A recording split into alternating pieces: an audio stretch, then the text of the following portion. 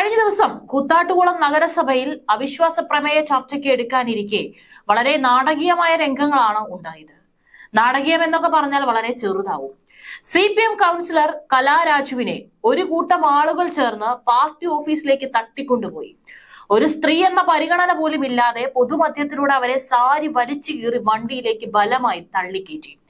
അവരെ കേട്ടാൽ അറപ്പുളവാക്കുന്ന ഭാഷയിൽ ചീത്ത വിളിച്ചുകൊണ്ട് പോയത് സ്വന്തം മകന്റെ പ്രായം പോലും ഇല്ലാത്ത ഒരു DYFI പ്രവർത്തകനാണെന്ന് കലാരാജു തന്നെ മൊഴി നൽകിയിട്ടുണ്ട്.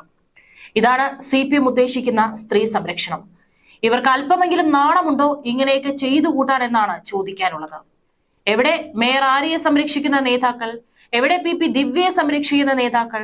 ഈ പറയുന്ന വനിതാ നേതാക്കൾക്ക് ഇപ്പോൾ ഒന്നും പറയാനില്ലേ? പോസ്റ്റ് ഇടാനുമില്ലേ? ഇവർ വിശ്വസിക്കുന്ന അതേ പാർട്ടിയിൽ തന്നെ പ്രവർത്തിക്കുന്ന വനിതാ നേതാവിനാണ് ഇതേ അവസ്ഥ ഇപ്പോൾ വന്നിരിക്കുന്നത്. സ്ത്രീ സുരക്ഷയ്ക്ക് വേണ്ടി സംസാരിച്ചവർ എന്തേ ഈ പാവ സ്ത്രീക്ക് വേണ്ടി രംഗത്ത് വരാത്തത്?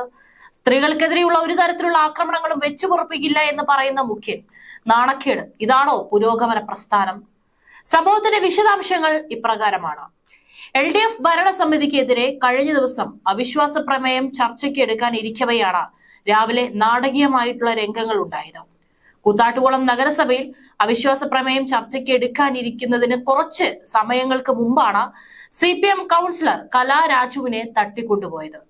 CPM കൂത്താട്ടുകുളം ഏരിയ സെക്രട്ടറി, നഗരസഭാ chairperson, vice chairman, party local secretary എന്നിവരടക്കം 45 പേരെ പ്രതിയാക്കി കലാരാജുവിന്റെ മകന്റെ പരാതിയിൽ പോലീസ് കേസെടുത്തു. തങ്ങൾ 13 കൗൺസിലർമാരോടും അവിശ്വാസ പ്രമേയ ചർച്ചയിൽ നിന്ന് വിട്ടുനിൽക്കാൻ ആവശ്യപ്പെട്ടിരുന്നുവെന്നും ഇത് പ്രകാരം കലാരാജു അടക്കം എല്ലാവരും പാർട്ടി ഓഫീസിലാണ് ഉണ്ടായിരുന്നതെന്നും നഗരസഭ വൈസ് ചെയർമാൻ സണ്ണി കുര്യാക്കോസ് ഇതിനോട് പ്രതികരിച്ചത് ഇങ്ങനെയാണ്. അവിശ്വാസ പ്രമേയ ചർച്ചയുടെ സമയം കഴിഞ്ഞപ്പോൾ കലാരാജു അടക്കം എല്ലാവരും വീട്ടിൽ നിന്ന് പോയെന്നും ആരും ആരെയും തട്ടിക്കൊണ്ടുപോയില്ലെന്നാണ് അദ്ദേഹം വാദിച്ചത്. ഇത് തള്ളിയാണ് ഇപ്പോൾ കലാരാജു തന്നെ രംഗത്ത് വന്നത്. കൗൺസിലർ കലാരാജുവിന്റെ വാക്കുകൾ ഇപ്രകാരമാണ്. ഓഫീസിന്റെ വാതിക്കൽ വന്നിറങ്ങിയ സമയത്താണ് സംഭവം. വണ്ടിയിൽ ഇറങ്ങിയ സമയത്ത് എന്നെ വളയുകയും എനിക്ക് നേരെ ആക്രോശിക്കുകയും ചെയ്തു.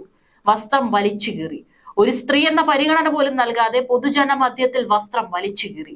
വണ്ടിയിലേക്ക് വലിച്ചെറിയട എന്നാണ് നേതാക്കൾ ആക്രോശിച്ചത്. കാലുവെട്ടുമെന്ന് CPM പ്രവർത്തകൻ ഭീഷണിപ്പെടുത്തി. എന്റെ മകനേക്കാൾ പ്രായം കുറഞ്ഞൊരു പയ്യനാണ് ഇത്തരത്തിൽ ഭീഷണിപ്പെടുത്തിയത്. ഭീഷണിപ്പെടുത്തിയവരിൽ പാർട്ടിയുടെ മുഴുവൻ ആളുകളും ഉണ്ടായിരുന്നു. പാർട്ടിയെ ചതിച്ച് മുന്നോട്ട് പോകാനല്ല ശ്രമിച്ചത്. പരിരക്ഷ കിട്ടാതെ വന്നതോടെയാണ് അതൃപ്തി അറിയിച്ചത്. 4 മാസം മുമ്പ് ഇവരെ കാര്യങ്ങൾ അറിയിച്ചതാണ്. എന്റെ വ്യക്തിപരമായ കാര്യങ്ങൾ അറിയിച്ചതാണ്. എന്നാൽ യാതൊരു മറുപടിയും നൽകാതെ വന്നതോടെയാണ് പ്രതികരിക്കാൻ തുടങ്ങിയത്.